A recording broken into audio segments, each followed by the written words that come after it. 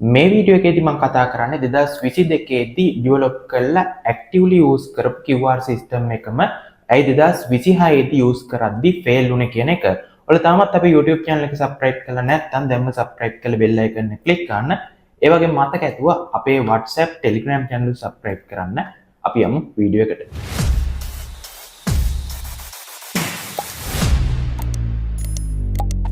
මේ වීඩියෝ එකේදී කතා කරන QR සිස්ටම් එක ෆේල් වෙච්ච රීසන් එක එහෙම නැත්නම් 2022 දී යූස් කළා 2026 දී ආයෙ රීයූස් කරන්න ගියට පස්සේ මේ සිස්ටම් එක ෆේල් වෙච්ච හේතුව එහෙම නැත්නම් මේ ටෙක්නිකල් බෑග්ග්‍රවුන්ඩ් එක කතා කරන එකම හේතුව අපේ এডুকেෂන් පර්පස් එකක් හින්දා එහෙම නැතුව කිසිම කම්පැනි එකකටවත් එහෙම නැත්නම් වෙනත් පුද්ගලයෙකුටවත් ඩැමේජ් කරන්න නෙමෙයි. ඒ වගේම අනිත් දේ තමයි මේ සිස්ටම් එක හදන්න එහෙම නැත්නම් ඩෙවලොප් කරන්න එයාලා යූස් කරලා තියෙන කම්පැනිස් ඇත්තටම ප්‍රොෆෙෂනල් ලෙවල් එකේ තියෙන හොඳම ලෙවල් එකේ තියෙන කම්පැනිස් ඒ වගේම එයාලගේ නොලෙජ් එක සම්බන්ධව ගැටලුවක් නැහැ.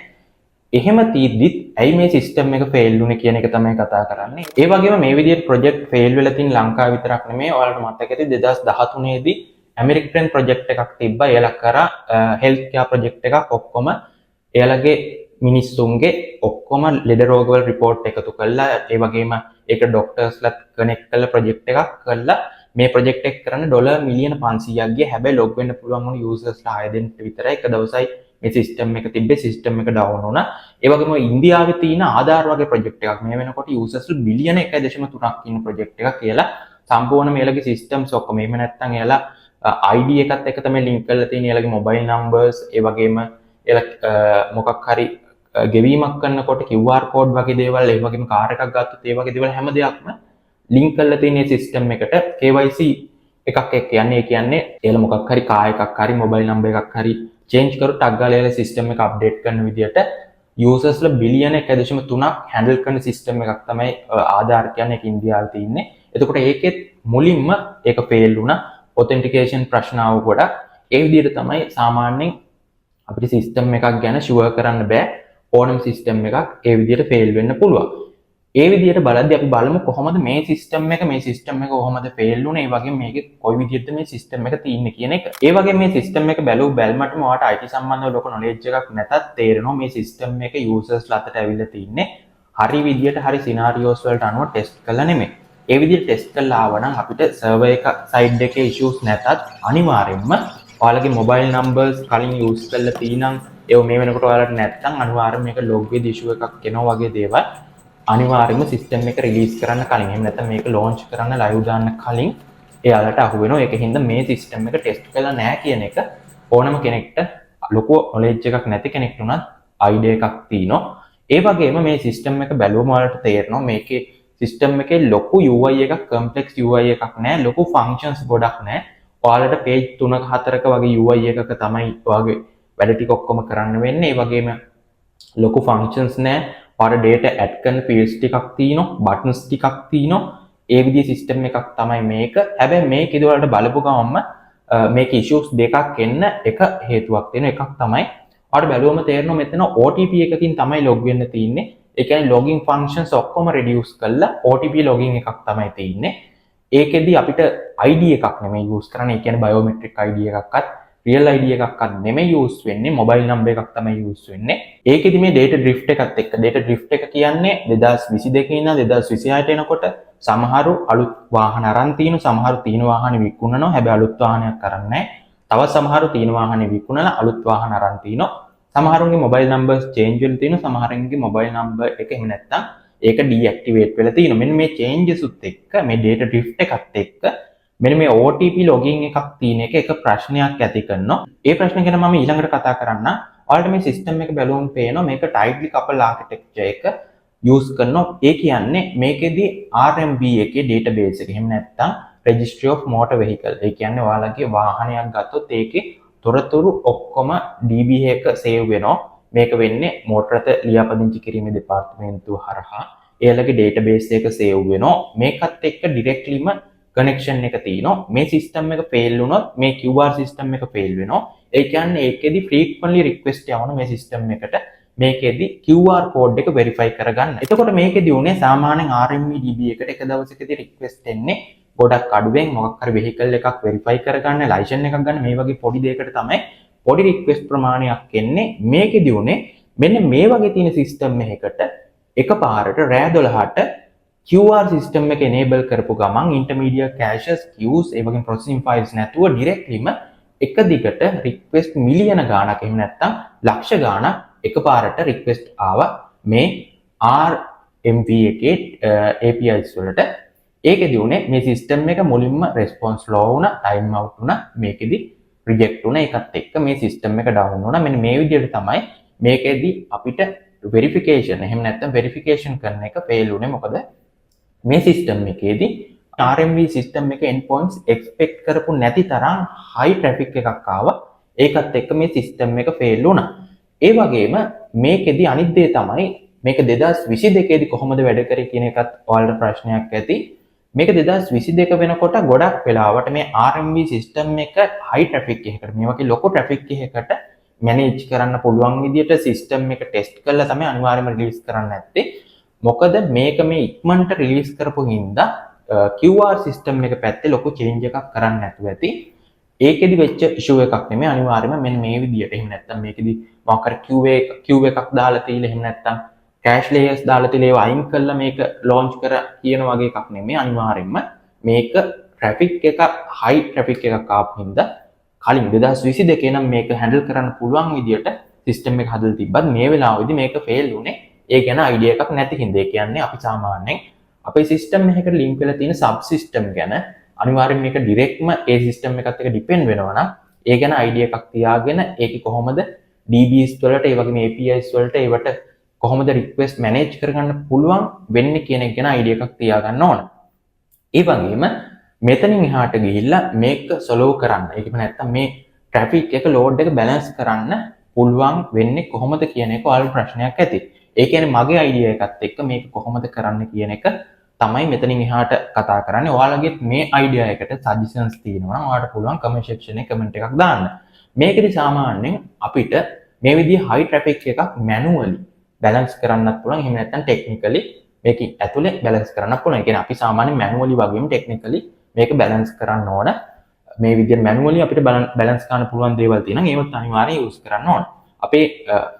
අපේ goal එක තමයි request ප්‍රමාණය අඩු කරලා එකපාරකට එන ඒකත් එක්ක අපේ output එක එහෙම නැත්නම් users ලටත් ඒකේ එලත් ප්‍රශ්නයක් නොවන විදිහට අනිවාර්යයෙන්ම මේ විදිහට අපි මේකට ගන්න solution එක users ලට friendly වෙන්නේ නැහැ. මොකද අපි මේකෙදි අපේ users ලට friendly වෙන්නේ users මිලියනයක් ආවත් ඒකට එකපාර QR එක ගන්න පුළුවන් නම් ඒක තමයි users ලට friendly වෙන්නේ.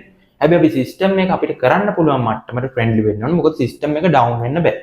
ඒක හින්දා අපිට manually මේක balance කරන්න පුළුවන් method ටිකක් තියෙනවා. technically balance කරන්න පුළුවන් method ටිකක් තියෙනවා. මේකෙදි අපිට manually load එක balance කරන්න තිබ්බ province wise register කරනනම් එහෙම නැත්නම් vehicle type එක විදියට register කරනනම් ඒ කියන්නේ three wheelers, motorcycles වෙන වෙනම දවස් වල register කරනනම් ඒ වගේම birthday එක අනුව හරි වෙන විදියට categorize කරලා මේක register කරනනම් මේකෙදි අපිට manually load එක balance කරන්න තිබ්බා. ඒ වුණාට මේල එක method එකක් use කරේ. ඒ තමයි මේක launch කරේ රෑ 12ට විතර. එතකොට peak time එකක් නෙමෙයි. සමහරුන්ට news ගැන ලොකු alert එකකින් නෙමෙයි හිටියේ. එතකොට මේක දන්න කට්ටිය ටික මේකේ registration එක කරගෙන ආවා. එතකොට සමහරු මේක දැනගත්තේ 12 විතර වෙනකොට තමයි දවල් ඊට පස්සේ දවසේ. එතකොට ඒකෙදි සමහර දුරට මේකෙදි load එක manage කරගන්න එහෙම නැත්නම් balance කරගන්නේ manual physical method එක use වුණා. ඒ වගේම මේ වෙනකොට use කරලා තියෙන මේ WhatsApp number එක නැතුව ඒ වෙලාවෙදි report කරන option එකක් දාලා තිබ්බනම් සමහර වෙලාවට user කෙනෙක් ඇවිල්ලා report කළාට පස්සේ එයාට වැරදිද්දිත් ආයි request යන විදියට මේක try කරන්නේ නැහැ. මොකද report option එකෙන් report කරලා පස්සේ සමහර විට එයා ඒකට reply එකක් එනකන් ඉන්න තිබ්බේ. ඒකෙදි මේක manually balance වෙන්න chance එකක් තිබ්බා. ඒ වගේම මේක technical side එකෙන් balance කරන්න තිබ්බා. ඒ තමයි මේකෙදි directම intermediate caches එහෙම නැත්නම් queues එහෙම නැත්නම් processing files නැතුව direct API එක request යවන්න නැතුව DB එක access කරන්න නැතුව මේකෙදි queue එකක් වගේ තියාගත්තා නම් එන request ප්‍රමාණය RVM එකට manage කරගන්න පුළුවන් traffic එකක් එන විදියට queue එක තියාගෙන අදාළ ප්‍රමාණය release කරලා මේකේ verification එක කළා ඒක WhatsApp message එකකින් දැම්මනම් ඒ WhatsApp message එක direct ම යාලට පෙන්නන්න පුළුවන් ඒක use කරන්න පුළුවන් ඒ විදිහට දැම්මනම් ඒකෙදි එයාට රිප්ලයි එක දවසකින් දෙකකින් තුනකින් හරි එන බව දන්න හින්දා මේකෙදි ට්‍රැෆික් එක මැනේජ් කරගන්න තිබ්බා queue එකක් යූස් කරනවා. ඒ වගේම අනිත් දේ තමයි කැෂින් ලේයර් එකක් යූස් කරන්න පුළුවන්. ඒ කියන්නේ ඒක වෙන්නේ මෙහෙමයි. සාමාන්‍යයෙන් ඔයාලට එක්ස්පීරියන්ස් එක ඇති එක්කෙනෙක්ට අඩුම ගොඩක් වෙලාවට vehicles දෙකක්වත් තියෙන මෝටර් සයිකල් එකක් සහ කාර් එකක් වගේ යූස් කරනවා නම් vehicles දෙකක්වත් එහෙම නැත්නම් වාහන දෙකකවත් අයිතිය තියෙනවා. එතකොට ගොඩක් වෙලාවට ඒක දෙන සමහරවල් 10ක් 12ක් තියෙනක් පුළුවන් ඊට වඩා වැඩි වෙන්නත් පුළුවන්. මේකෙදි අපි එකපාරක් රික්වෙස්ට් එක යවද්දී අපිට පුළුවන් එක NIC නම්බර් එකට රෙජිස්ටර් වෙලා තියෙන vehicles ටික ගන්න. එතකොට මේක ආයි ඇක්සස් කරද්දී අපිට කැෂස් වලින් ගන්න පුළුවන් NIC එකට රෙජිස්ටර් වෙලා තියෙන vehicles ටික. එතකොට මේකෙදි රෙජිස්ට්‍රේෂන් එක වෙරිෆයි කරද්දී මේ කැෂ් ෆයිල්ස් යූස් කරන්න තිබ්බා. ඒකෙදි ගොඩක් වෙලාවට vehicles දෙකක් තියෙනම් ඊට වඩා වැඩිපුර තියෙනම් මේක ගොඩක්ම අඩු කරගන්න තිබ්බා. ඒ වගේම මේකේ තියෙන අනිත් දේ තමයි එකම NIC නම්බරයට vehicles දෙක තුනක් හතරක් පහක් රෙජිස්ටර් වෙන. එහෙම නැත්නම් ඒ නම යටතේ රෙජිස්ටර් කරන්න පුළුවන්. හැබැයි මේකෙදි එකම NIC නම්බර් එකට QR කෝඩ් එක ජෙනරේට් කරන්න බෑ. ඒක කිසිම ගැළපීමක් නැති දෙයක්. ඒ කියන්නේ vehicles ගන්න ගන්න එහෙම නැත්නම් වාහන ගන්නක් පාවිච්චි කරන්න පුළුවන් එකම කෙනාට. හැබැයි එකම කෙනාට QR එක ජෙනරේට් කරන්න බෑ. ඒකත් ප්‍රශ්නයක්. ඒකින්ද අර වගේ ලේ එකක් තියාගත්තා නම් අපිට බයිසිකලයක් කාර් එකක් තියෙනම් අපි දෙපාරක් රික්වෙස්ට් කරලා මේක ජෙනරේට් කරන්න try කරන්නදී අපිට අර කැෂ් ෆයිල්ස් ඉඳලා රික්වෙස්ට් යන ප්‍රමාණය අඩු කරගෙන මේක මැනේජ් කරගන්න තිබ්බා. එහෙම නැත්නම් කෙලින්ම QR කෝඩ් එක ජෙනරේට් කරද්දී ඔයාගේ NIC එකට එන vehicle ටික ලිස්ට් කරලා ඒකට QR කෝඩ් දෙකක්වත් එකපාර ජෙනරේට් වෙන විදියට ඒක හදන්න තිබ්බා separately. ඒ විදිහට හැදුවනම් ඒකෙදි රික්වෙස්ට් ප්‍රමාණය ගොඩක් අඩු කරගන්න තිබ්බා. මේ විදිහට තමයි මේක මැනේජ් කරගන්න එහෙම නැත්නම් මේ ඉෂුව එක මැනේජ් කරගන්න තිබ්බ කියන එකේ මගේ අයිඩියා එක තියෙන. එතකොට රික්වෙස්ට් ප්‍රමාණය අඩු වෙනවා. එතකොට මේක අර සර්වර් එක පැත්තෙන් එහෙම නැත්නම් ෆේල් වෙන සයිඩ් එක මැනේජ් කරගන්න පුළුවන්. ඒ වගේම මේක තිබිච්ච තවත් ලොකු ඉෂුව එකක් තමයි මේ data drift වෙච්ච එකත් එක්ක. එහෙම නැත්නම් ඔයාගේ වාහනේ දැන් වෙන කෙනෙක් ගාව තින්නේ මෙන්න මේ තියෙන ඉෂුව එකත් එක්ක මේක මැනේජ් කරගන්නේ කොහොමද කියන එක. මේකෙදි මුලින්ම ඔයාගේ මොබයිල් නම්බර් එක වාට මේ වෙනකොට ඔයාගාව නැත්තම් මේ සිස්ටම් එක අප්ඩේට් කරන්න තිබ්බ එක විදියකට. හැබැයි ඒ තමයි ඔයාට ආයි මොබයිල් නම්බර් එකක් ඇඩ් කරලා අප්ඩේට් කරන්න තිබ්බා.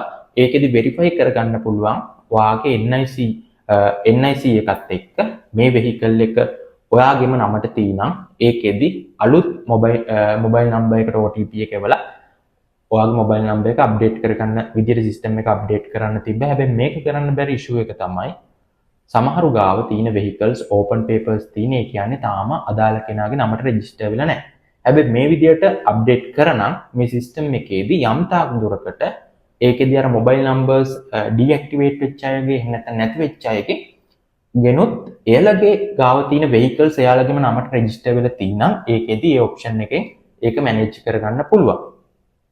ඒ වගේම එහෙම නැත්නම් ඒකෙදිත් අපිට ඩිරෙක්ට්ම RMB එකේ DB එකට එයාලගෙන් රික්වෙස්ට් කරන්න වෙනවා. මේකෙදි මේ අදාළ කාලය තුල change වෙච්ච numbers deactivate වෙච්ච numbers අදාළ companies වලින් අරගෙන name change වෙච්ච ඒවා අරගෙන ඒවා system එකකින් remove කරලා clear කරන්න කියන එක. එතකොට සාමාන්‍යයෙන් mobile companies වලින් එහෙම data එයාලා security එකකින්ද දෙන්නේ නැහැ. ඒක සාමාන්‍යයෙන් sure කරන්න බෑ. මොකද සාමාන්‍යයෙන් name එකක් change වෙච්ච එකක් වුණත් අපිට දැනගන්න බෑ. අපි ගිහිල්ලා ඇහුවොත් අපේ mobile number එකක් දීලා ඒක වෙන කෙනෙක්ට change වුණොත් අපි ගෙන් ඇහුවා කියලා අපිට නම කියන්නේ නැහැ. ඒක තමයි එයාලගේ policy එක. එතකොට මේ වගේ සම්පූර්ණයෙන්ම change වෙච්ච එකකට ඒක government එක side එකක් ඉඳලා ඒක හම්බ වෙන්න පුළුවන් නැති වෙන්න පුළුවන්. හැබැයි ඒක ලොකු process එකක්. ඒ වගේම අනිත් ප්‍රශ්නේ තමයි ඔයා ගාව තියෙන vehicle එක මේ වෙනකොට වෙන කෙනෙක් ගාව තියෙනම් ඒකෙදි ඔයාගේ QR කෝඩ් එක ඔයාලට ජෙනරේට් කරන්න බෑ. ඒක already generate. එතකොට ඒක වෙන කෙනෙක් ගාව තියෙන්නේ. හැබැයි මේකෙදි අපිට option එකක් විදිහට use කරන්න තිබ්බ. දැනටත් මේ option එක තියෙනවා. අපේ නමට අලුතෙන් කෝඩ් එකක් ඇඩ් කරනවා නම් කලින් කෝඩ් එක අනිවාර්යයෙන්ම remove කරන්න ඕන. ඒක delete කරලා තමයි ඇඩ් කරන්න ඕන කියලා තිබ්බනම් ඒකෙදි ප්‍රශ්නයක් වෙන්නේ නැහැ. එතකොට ඒක යම් තාක් දුරකට ඔයාගේ කලින් කෝඩ් එක, ඒ කියන්නේ ඔයාගේ අයිතියන් නැති කෝඩ් එක අනිවාර්යයෙන්ම remove කරලා තමයි ඔයාගේ අලුත් කෝඩ් එක ඇඩ් කරන්න වෙන්නේ. හැබැයි මේකෙදි දැන්ට තියෙන වෙහිකල් එක තියෙන කෙනා විකුණලා එයා අලුත් වෙහිකල් එකක් ගත්තේ නැත්තම් ඒ කියන්නේ එයා කලින් තිබිච්ච එක විකුණලා අලුත් එකක් ගත්තේ නැත්තම් එයාට කිසිසේත්ම මේ සිස්ටම් එකට යන්න අවශ්‍ය වෙන්නේ නැහැ. එතකොට එයාගේ අතින් අරක ඩිලීට් වෙන්නේ නැහැ. අත්‍යවශ්‍ය හේතුවකට මේකට ලොග් වෙලා කෝල් කරලා කියන්නේ නැතුව ඩිලීට් කරනවා. එහෙම ඩිලීට් වෙන්නේ නැහැ. ඒ හැරෙන්න අපි සිස්ටම් එකෙන් මැසේජස් යවුවොත් ඔක්කොටම අනිත් අයට කියන්නේ මේ විදිහට රෙජිස්ට්‍රේෂන් එක මාරු වෙච්ච අයට මේ වගේ ප්‍රැක්ටිකල් නැති දේවල් කරන්න අමාරුයි. එහෙම නැතුව මේ විදිහට මේ සිස්ටම් එකෙන් කරන්න. එතකොට ඕපන් පේපර්ස් වගේ තියෙන කෙනෙක්ට එහෙම නැත්නම් වෙහිකල් එකක් සිස්ටම් එකෙන් ආයි මේ විදිහට කෝඩ් එක ජෙනරේට් කරගන්න අවශ්‍ය නැති කෙනෙක්ගේ අතින් මේක ක්ලියර් වෙන්නේ නැහැ. එතකොට ඒ විදිහට අපිට මේක 100%ම කරන්න ඕන එකම දේ තමයි අපිට 2022 26 අතරතුර චේන්ජ් වෙච්ච මොබයිල් නම්බර්ස් ඒ වගේම ට්‍රාන්ස්ෆර් වෙච්ච වෙහිකල්ස් වල ඩීටේල්ස් අරගෙන RMB එකෙන් ඒව DB එකෙන් QR සිස්ටම් එකට අදාළව ක්ලියර් කරන්න වෙන ওই data ටික විතර. ඒ වගේම ගොඩක් දෙනෙක්ට තිච්ච ප්‍රශ්නයක් තමයි අයි මේක DB එක සම්පූර්ණයෙන් ක්ලියර් කරලා අයිත් මේක යූස් කරන්න ගත්තේ නැත්තේ කියන එක. මේ සිස්ටම් එක ඒක සාමාන්‍යයෙන් ඒක හිතෙන්නත් පුළුවන්. ඒක සාමාන්‍යයෙන් ලොකුවට ප්‍රොඩක්ෂන් ගැන අයිඩියා එකක් නැත්තම් එහෙම හිතෙන්න පුළුවන්. මොකද අපි නිතරම ප්‍රොඩක්ට් එකක් ආයි රීයුස් කරන්න හරි ඒක ඩෙවලොප් කරන්න යද්දි ඒ කොස්ට් එක අඩු කරගන්න තමයි මැනේජ් කරගන්න තමයි අපි try කරන්නේ. එතකොට සාමාන්‍යයෙන් 80%ක් වගේ මේ වෙනකොට QR code generate වෙලා ඒව යූස් කරන්න පුළුවන්කම තියෙද්දි 100කට 20කට වගේ ආපු ප්‍රශ්නයකට සම්පූර්ණයෙන්ම DB එක ක්ලියර් කරලා ඒ 100ට 20ත් අර 80ත් සම්පූර්ණයෙන්ම ආයි මේක රික්වෙස්ට් මිලියන ගාණක් ගිහිල්ලා අර විදියටම මේ process එක යද්දි මෙච්චර අඩු ප්‍රමාණයක් රික්වෙස්ට් යද්දිත් ෆේල් වෙච්ච RMB වගේ එකක DB එකක් එහෙම නැත්නම් සිස්ටම් එකක් ආයි මේ වගේ ලොකු ප්‍රමාණයක් යද්දි cost එක වගේම ෆේල් වෙලා crash වෙන්න තියෙන ඉඩකඩ වැඩි. ඒක හින්දා මේ විදිහට DB එක ක්ලියර් කරලා ආයි සිස්ටම් එක මේ විදිහට යන එක ඇත්තටම cost එක side එකනොත් ඒ වගේම සාමාන්‍යයෙන් IT professionals ලගේ තියෙන base practice එකත් එක්කත් ඒ විදිහේ දේවල් කරන්නේ නැහැ. හැබැයි ඉතින් ඒ වගේ දෙයක් හිතනවා කියන එක අපිටත් අපේ level එක අනුව ඒ වගේ දෙයක් හිතෙන්න පුළුවන්. ඒක සාමාන්‍ය දෙයක්. ඒ උන්ට එහෙම කරන්නේ නැහැ. ඒ වගේ මේක ඕන කෙනෙක්ට සාමාන්‍යයෙන් IT ඉන්ඩස්ට්‍රි ඉන්න කෙනෙක්ට ඒ වගේ අයිඩියා එකක් ඇති. හැබැයි මේක එතනින් එහාට ගිහිල්ලා මේ DB එක ඩිලීට් කරොත් තියෙන තව ප්‍රශ්නයක් තමයි මේ සිස්ටම් එකේ. ඒක සාමාන්‍යයෙන් එකපාරට පේන්නේ නැහැ. ඒ තමයි මේ සිස්ටම් එකේ NIC එකෙන් අපිට රෙජිස්ටර් වෙන්න පුළුවන් NIC එක මේ ඕනර්ගෙම NIC එක වෙන්න ඕනේ නැහැ. ඒ කියන්නේ ඔයාලට vehicles දෙකක් තියෙනවා. මේ වෙනකොට අම්මගේ හරි තාත්තගේ හරි NIC එක දාලා දෙවෙනි එකට කෝඩ් එක ජෙනරේට් කරලා ඇති. ඒ වගේම ඒ ප්‍රශ්නේ එක ප්‍රශ්නයක්. අනිත් ප්‍රශ්නේ තමයි ඔයාලට පුළුවන් සමහර වෙලාවකට ඔයාගේ බයික් එකේ හරි එහෙම නැත්නම් ඔයාගේ vehicle එකේ හරි නොවන QR එකක් ගිහිල්ලා QR කෝඩ් එක දීලා petrol shed එකෙන් ගහන්න. මේක සමහර shed වල නම් බලනොත් ගොඩක් වෙලාවට shed වල බලන්නේ නැහැ. ගොඩක් වෙලාවට shed වල බලන්නේ නැහැ කියන එක දන්නේ ඔය motor lorries කියන ඒවට ලීටර්ස් 200ක් දෙනවා. එතකොට ඔය motor lorry කියන කැටගරි එකට තමයි ඩිමෝ බට්ටක් දෙන්නේ. එතකොට ඩිමෝ බට්ට ලීටර් 200ක් ඕනේ නැහැ. එතකොට කලින් පාර QR කෝඩ් එක ආවම කරේ ඩිමෝ බට්ට තියෙන කට්ටිය එලගේ කෝඩ් එක විකුණනවා. ඒ කියන්නේ ලීටර් 200ක් ඕන වෙන්නේ නැහැ ඩිමෝ බට්ට එකකට. ඒකත් එන්නේ motor lorry කියන කැටගරියට. එතකොට එලා QR කෝඩ් එක දීලා ගහන හින්දා ඒකෙදි එච්චරම බැලුවේ නැහැ. මේ shed වලින් වෙන කෙනෙකුගේ vehicle එකක QR කෝඩ් එකකුණක් ගැහුවා. ඔයාලා දැකලා ඇති දැන් TV එකෙත් අර සමහර වෙලාවට වෙන කෙනෙක්ගේ QR කෝඩ් එකකින් තෙල් දෙන්නම් කියලා ඒක දුන්නා කියලා යට තෑන්ක්ස් කරලා යන වීඩියෝ එකක් තිබ්බා. එතකොට මේකෙදි වෙන ප්‍රශ්නේ තමයි දැන් 2022 ඉඳන් 2026ට යනකොට 120ක් විතර වාහන විකුණලා චේන්ජ් වෙලා තිනවා. එතකොට අලුත් සිස්ටම් එකක් එනවා. ඒ 120 chassis numbers ඒ වගේම chassis numbers වගේම vehicle වල numbers අර 120 වගේම ඒ විකුණන්න කලින් එයාලා ගාව තියෙනවා. ඒ කියන්නේ ඔයාට අලුතෙන් වාහනයක් ගත්තා නම් ඒකේ chassis number එක ඒ වගේම ඒකේ number එක කියන්නේ vehicle number එක ඔයාගෙන් ගත්ත කෙනා ගාව ඒ කියන්නේ ඔයාට විකුණපු කෙනා ගාව තියෙනවා. ඒ කියන්නේ ATS දෙකත් NIC number එකකුත් use කරලා එයාට generate කරන්න පුළුවන් ඔයාගේ vehicle එකට අදාළව තියෙන QR එක. ඒ කියන්නේ DB එක සම්පූර්ණයෙන් clear කරනවා. එතකොට ඔයා generate කරන්න කලින් ඔයාගේ chassis numbers use කරලා පුළුවන් වෙන කෙනෙක්ට ඒ QR එක ගන්න. එතකොට එකපාරට මිලියන ගාණක් එහෙම නැත්නම් ලක්ෂ ගාණක් එකපාරටම register වෙද්දී ඔයාට කලින් සමහර විට වෙන කෙනෙක්ට ඔයාගේ QR එක ගන්න පුළුවන්. එතකොට ඔයාගේ QR එක වෙන කෙනෙක්ට ගන්න පුළුවන් කියන්නේ ඒක security side එකෙන් ප්‍රශ්නයක්. ඒකෙන් හින්දා DB එක delete කරොත් ඇත්තටම ඔයාගේ data එකක් මේ වෙලාවේ ඒ කියන්නේ chassis number එකත් ඒ වගේම ඔයාගේ vehicle number එකත් වෙන කෙනෙක් ගාව තියෙනවා. ඒක ප්‍රශ්නයක් වෙනවා. ඒකින් හින්දා මේ system එක ඒ විදිහට delete කරනවා නම් අනිවාර්යෙන්ම බලන්න වෙනවා NIC number එකත් එක්ක match වෙනවද කියලා vehicle එකේ ownership එක. vehicle එකේ ownership එක ඒ විදිහට match වෙනවද බලන්න බෑ.